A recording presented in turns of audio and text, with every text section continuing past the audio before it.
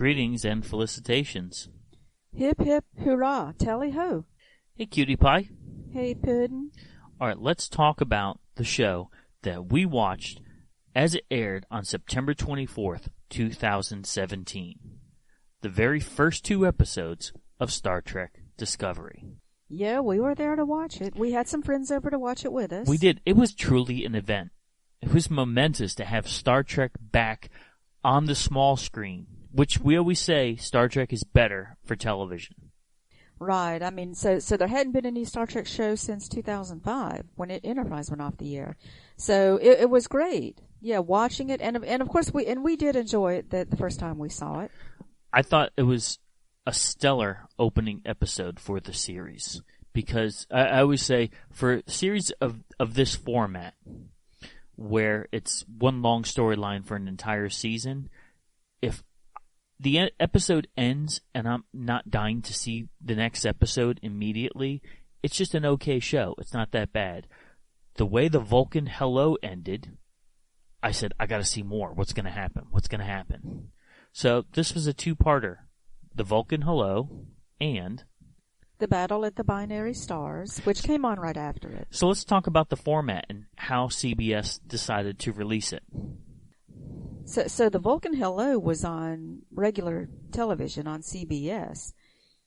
So it came on that night, Thursday night. It was like at 7:30, and then right after that, the second part, The Battle at the Binary Stars, was on CBS All Access. You had to pay to see the second part, but it came on right after it. So it was a curious way. Star Trek has never done that before, to release a new series like that.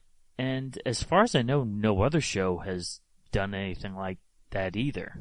Not that I could think of. And of course, the complaint is that it was a money grab. I mean, get people hooked on by the first episode and then make them want to pay to watch the rest of it. So so we were paying to watch it. Some people didn't pay. But it was a fantastic 2-parter. Let's break it down. Talk about the Vulcan Hello. So let's talk about the premise of the show and how you felt immediately when we saw that the opening scenes of the Klingons. It was hard. I mean, because you have to read the subtitles, and it was pretty obvious that the actors were having trouble with those lines, saying them all in Klingon. They spoke kind of slowly and deliberately. Right. I did think it was visually stunning.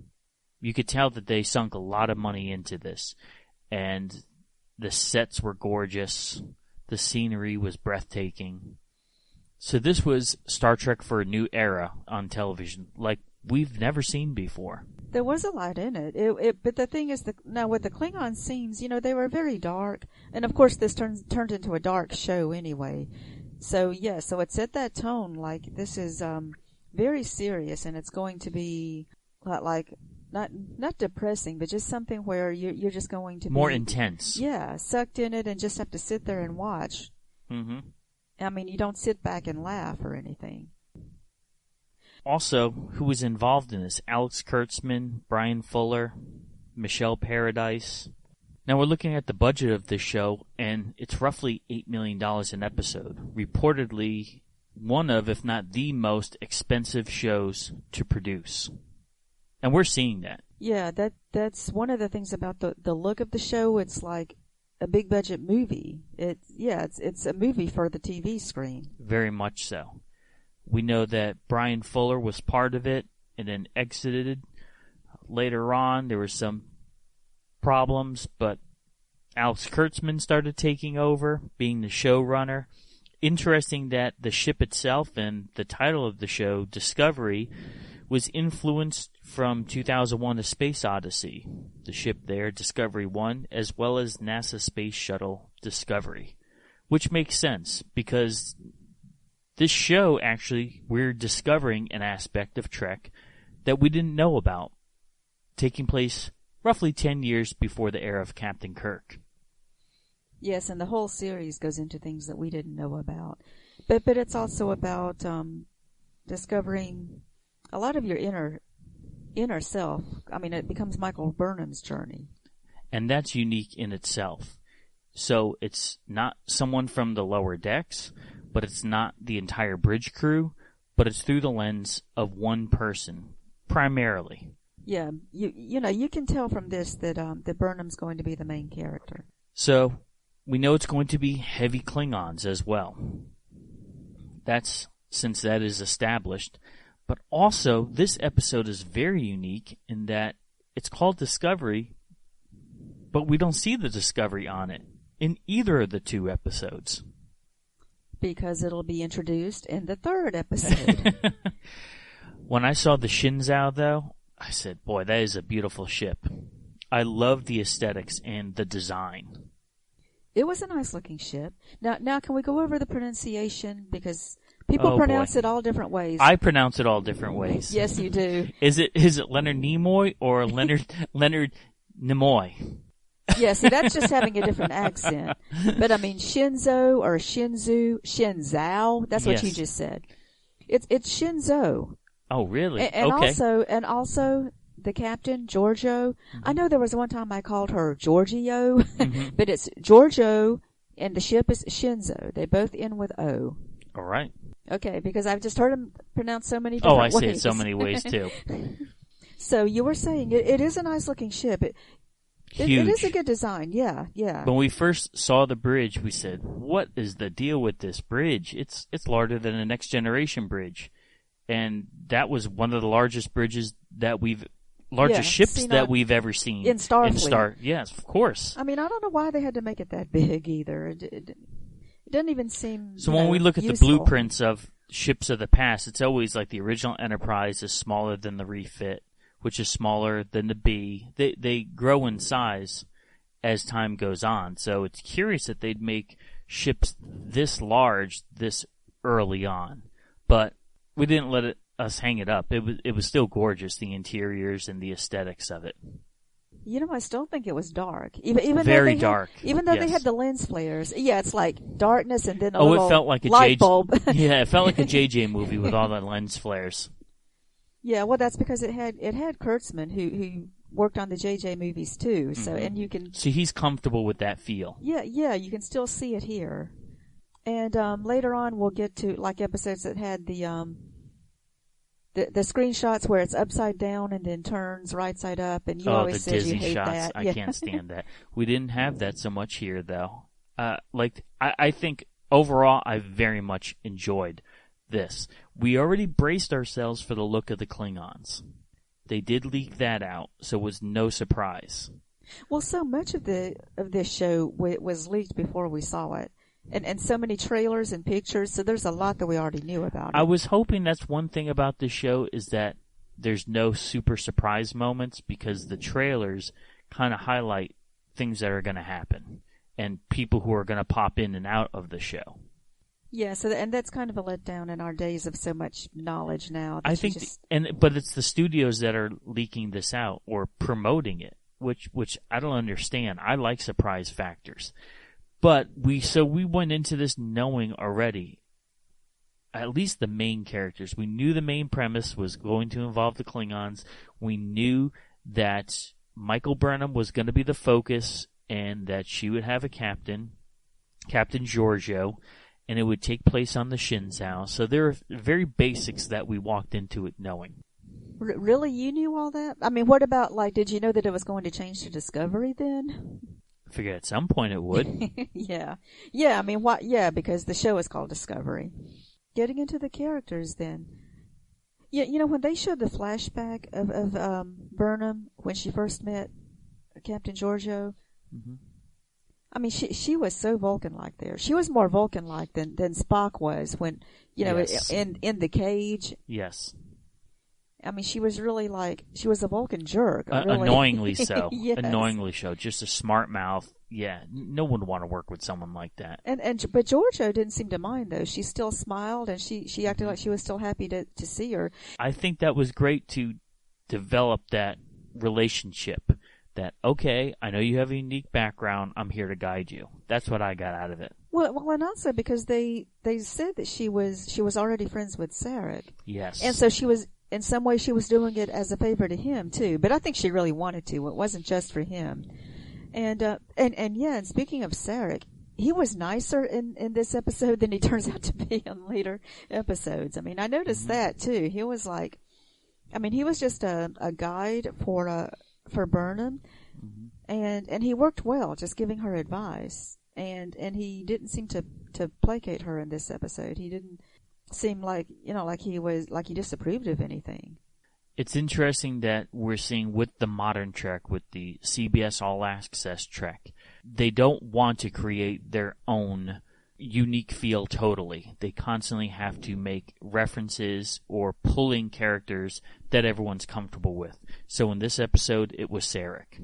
Right. But are they doing it because it's all they know, or is it fan service? And it's, I mean, the fans do want to see some references. I mean, I like to see some. I just don't want, as time goes on, we're seeing a lot. Yeah, within time, we're seeing a lot. It is fun to see characters that we're familiar with, but also when you think about how much Discovery changed Sarek from what we need him to be, and Spock too. Yes. But even though we're getting ahead of ourselves, but yeah. So we are told that this is prime timeline.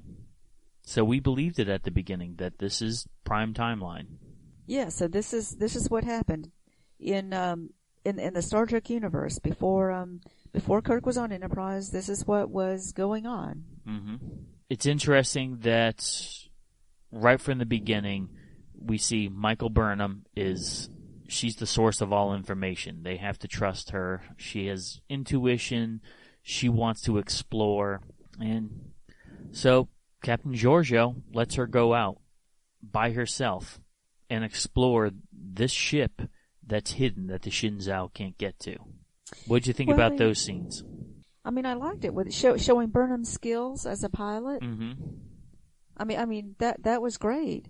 Well, the thing is, and how much Georgiou trusted her. They have known each other for 7 years. They said. And Burnham was number one. She was the first officer. So it made sense that Georgiou trusted her. She had to. And I do like how they built her up well. I mean, to show she is a person of skills. She is a person who worked to get where she is. She deserves that honor of being the first officer. And then Georgiou was saying that it's time for Michael to have her own ship. And I think other people, that might have been kind of fast. It seems like other people had to be first officers for more years than 7 years before they became captain, but who knows. Saying that it's time for her promotion, and then what happens, later on in the 2-part episode, she gets thrown in the brig. So you have to think this was a pivotal moment. I mean, right at the time when she was about to get promoted, now she's going to be drummed out of Starfleet because she made that mistake of going against her captain. And now you think, was Georgiou's trust in her misplaced? Because Burnham committed mutiny there, and that's the last thing that Georgiou expected from her. This entire time, within the first half hour of the show, it seemed like it was the special effects artists showing off all that could be done with this series. Right, and it still is that, yeah. Oh, very much so. But I remember we were both saying, like, when they showed her come out in her spacesuit, the first thing you said was, "Oh, that looks nothing like the Tholian web." But we've been trained. We know the different eras. We know what aesthetically looks. So I think they were trying to tell us old fans, just forget what you knew in the past. We're just revamping everything. So that was a struggle, but we've gotten used to it. And the way they talk about canon and Discovery breaking canon, a lot of it was visual. They broke a lot of visual canon because it's an updated show. It's made for the times. And I can understand that. And, a lot of things you can excuse if you really like the show. And for us, we don't hate the show. I mean, but it was an adjustment. We look at our emotional impact at the beginning. We said, wow, it's pretty. We're used to watching TV shows from all eras. So I'm not 9 years old. I don't need to be entertained visually all the time. Story is first and foremost. Visual effects come second. But it is visually stunning. And then when we saw the torchbearer and everything going along there, it was beautiful how they created these Klingon sets and the Klingon feel, something that we've never seen to this degree before. It was the way they did all the makeup too for all the different Klingons and their costumes were so ornate and elaborate. The comics made reference to pivotal points in these 2 episodes, that being T'Kuvma when he was a kid. About he found the abandoned ship and the Yes. cloaking device. Yeah, the comic book tied in very well, and it is considered part of the story. Yes. What they say, it's not truly canon, but since Kirsten Byer's involved, it's, unless something else further on in the show denies it, then the story does stand up. So I think that's a great thing, being a Star Trek fan in the moment.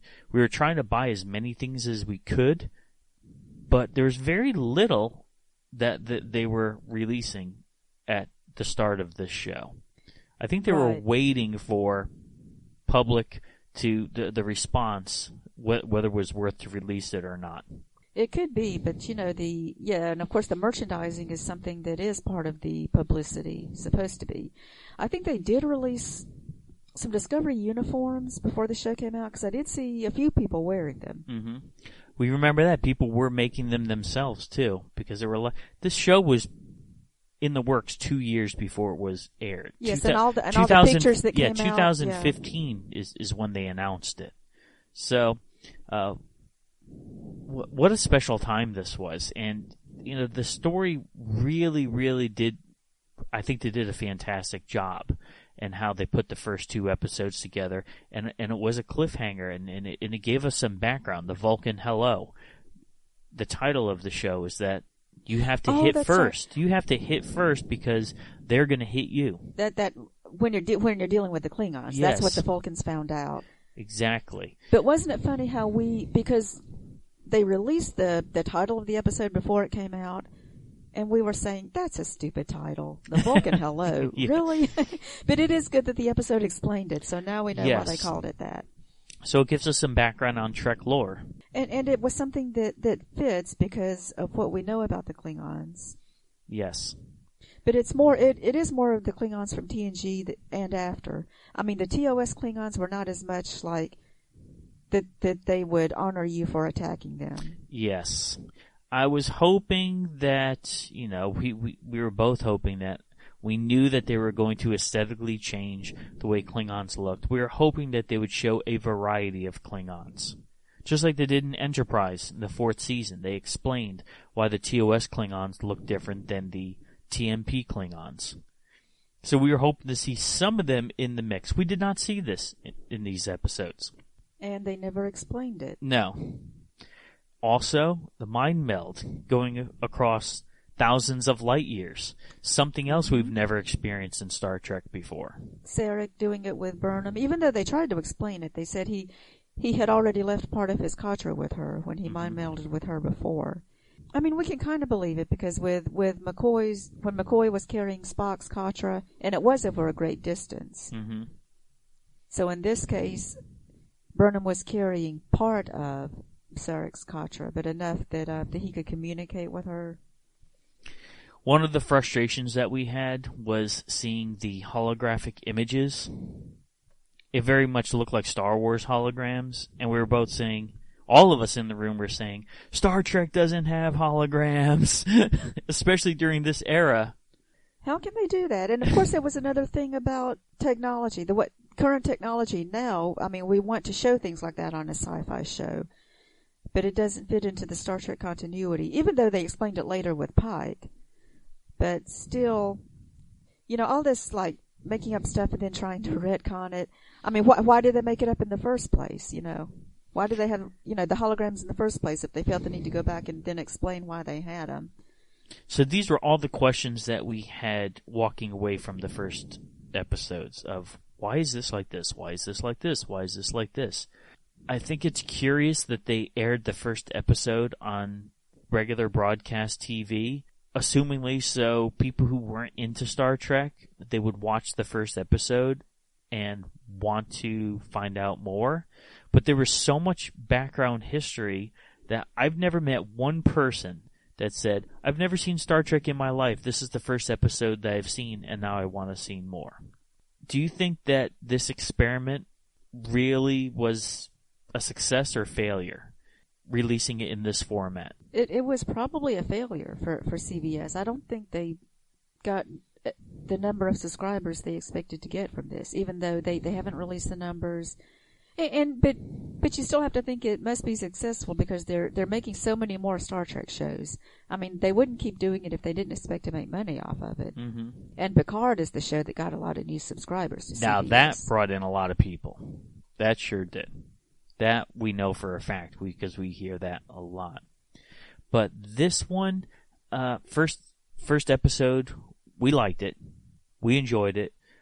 Obviously, we prepaid, got the second episode, so watched that night. What I did like about the show is that the first episode, we're talking about the Vulcan hello, is how many little things that we noticed that tied in the Star Trek universe, such as the sound effects.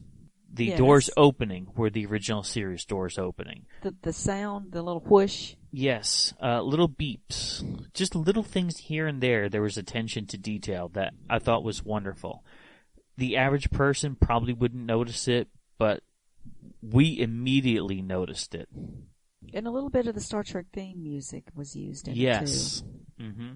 The opening credits, I'm glad you mentioned it. The opening credits were kind of unique for us. It almost looks like blueprints. Like, why would they use earth tones, something that didn't look space age? Instead, it was just outlines and drawings. So it was very different than other openings to other Star Trek shows. We're used to seeing ships come by. This one was different. And I didn't mind that. They showed like drawings of different things, and sometimes you might notice from episode to episode they make a few changes. And it's just neat to watch it and see things you didn't see before. I think for the second part of this episode, I mean, watching the two episodes together, at the end, it did seem to kind of drag though. Even though I liked it, but I kind of started getting kind of antsy at the end. Like, yeah, you know, it's running a little long. Beacon is lit. I love that scene where everything was overwhelming to them, sonically, visually. It showed the power of this beacon and also the power of the Klingon Empire to have so many ships come in a short period of time. They showed a huge armada, both Klingon and the Starfleet ships, and that was a great visual too. Yes. It was exciting because we were able to pause it and look at all the different Starfleet ships, and we noticed that quite a few of them were Miranda-class style, that being the nacelles on the underneath of the ship instead of above. So that was unique. They did have one with 4 nacelles that was very similar to the Stargazer. I noticed that. They're putting a lot of different ships. Yeah, a lot of attention to detail. So I love it when they do things like that. Well, the thing is, they know that people can pause it and look at it now. Yes. And there are people like us that try to point out ships and saying, okay, this is the forerunner to this is the forerunner to this.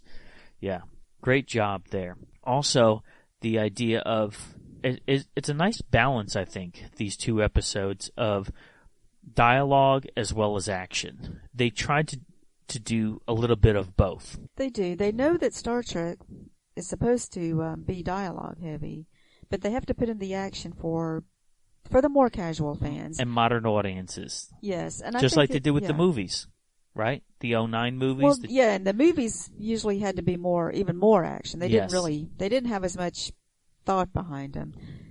This one did have, you know, a message about Burnham and about her journey. Now, it did mention this episode that there's been no contact between Klingons and the Federation for nearly a century.